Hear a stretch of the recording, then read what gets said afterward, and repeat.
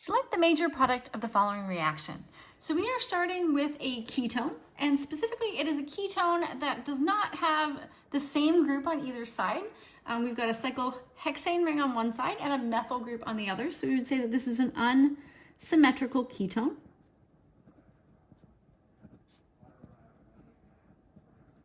And so in the first step of this reaction, we're treating this with LDA. So LDA is lithium diisopropyl amide. So lithium diisopropyl amide. And so amide in this case refers to a nitrogen with a negative charge. So we are looking at this structure. So there's your nitrogen, it's going to have a negative charge, and it's got two isopropyl groups. And the lithium is the positively charged counterion. It basically acts as a spectator in this reaction. And so this is a really, really strong base. THF is your solvent. So it is an ether solvent. It's pretty typical to use ethers as solvents because they tend not to be very reactive. And this temperature, this 0 degrees, for this particular reaction, although that is the freezing temperature of water, so this would be a reaction done in an ice water bath. For this reaction, this is your higher temperature. So higher and lower temperatures are always relative to the reaction itself. So this is going to give us the thermodynamic product. So thermodynamic implies most stable. Okay, and so what is the product of this first step? If this is a strong base, it's going to be removing an acidic hydrogen. So the most acidic hydrogens are the ones that are alpha to the carbonyl. So the thermodynamic product is going to be when you remove the hydrogen from the more substituted side of your carbonyl. So I'm going to redraw this base so we have it in proximity to react. And then I'm going to draw the product so we can talk about what makes it the most stable product. So when we remove an alpha hydrogen, we can push the electrons in to form an alkene and then push electrons onto the oxygen. So we're forming an enolate. So what we're saying here is we are forming the most stable enolate that we can form from this system. So here is the structure of that enolate. And so what makes this, so I'm going to label it as the thermodynamic enolate. So that implies most stable. We're looking at the stability of the alkene. So forming the alkene on this side essentially gives us a more substituted alkene than if we had formed it on the other side.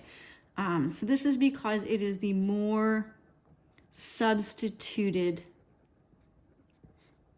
alkene. Okay, so forming the enolate on that side means that this is the carbon that is nucleophilic. So if we look at our second step, we're adding in an electrophile. So this is after step 1. So in step 2, you've got an electrophile. So we've got these two CH3s attached to one carbon, and then a CH2, and then an iodine. So this carbon that's attached to your iodine is electrophilic. You've got a partial positive charge, partial negative charge, and so this nucleophilic carbon can attack that electrophilic carbon. So these electrons are going to come back down to form a double bond, and this pi bond will attack the electrophilic carbon of your alkyl halide and break this bond. So this is essentially an Sn2 substitution. So we're adding this alkyl group to this carbon atom right here. So let's go ahead and draw that. So we've got the carbonyl, or the cyclohexane ring. We are reforming the carbonyl right here, and of course we still have that methyl group.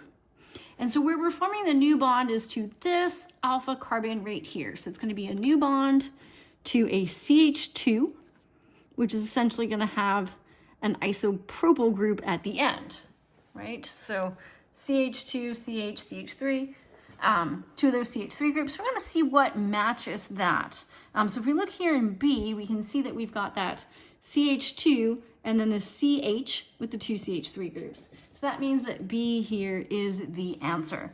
And so the other one that I want to draw your attention to is A. This would have been the product if the first step was done at a lower temperature.